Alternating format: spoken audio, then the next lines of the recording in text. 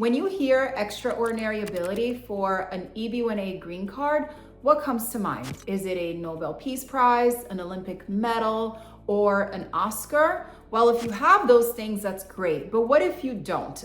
A lot of people tell me, I'm just not famous enough to be considered extraordinary. I'm just really, really good at my job and I am recognized in my field. And if that sounds like you, I want you to listen very closely.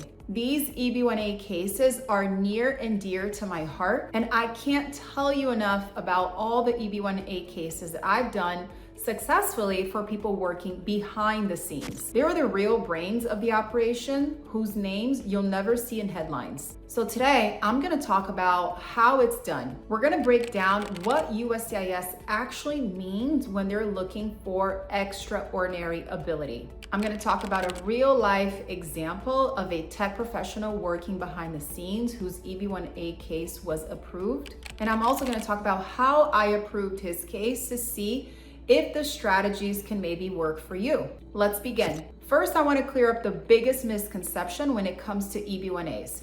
USCIS is not looking for celebrities. They're actually looking to see if you have reached the very, very top of your field and if you have been able to sustain your acclaim. The myth is that you need to be a public figure with articles being published about you. But the reality is that most professionals will not have publications written about them in major media. So for professionals in business, science, technology, or research, you're not going to prove your extraordinary ability through flashy interviews. It's proven by your impact, your contributions to the field, and the recognition you receive from other similarly situated experts. Now, I know that can sound a little bit abstract, so I want to put it into context. I worked with a client once who you've never heard of, but his work is probably being used by you right now. This client was an expert in distributed systems, which is the technology behind cloud infrastructure.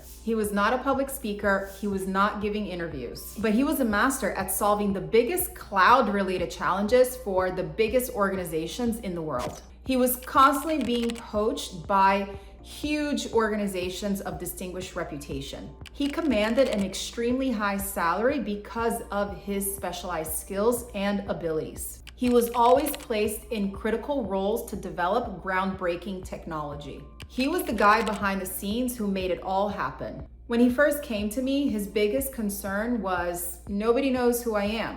And I said to him, I'm sure people in your field know who you are and we can prove it.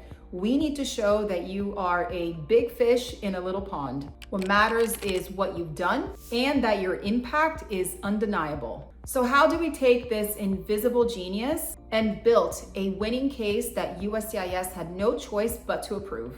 We didn't need articles about him, and there weren't any articles about him. But there were a lot of articles about his work, and we used that to show impact. So let's break down the exact criteria that I used in this particular case. The way that I approach EB-1As is by connecting the story to the criteria. I think that's super important because otherwise you're going to be left with a patchwork of criteria that's not connected. It doesn't make sense and it hurts the final merits determination of an adjudication.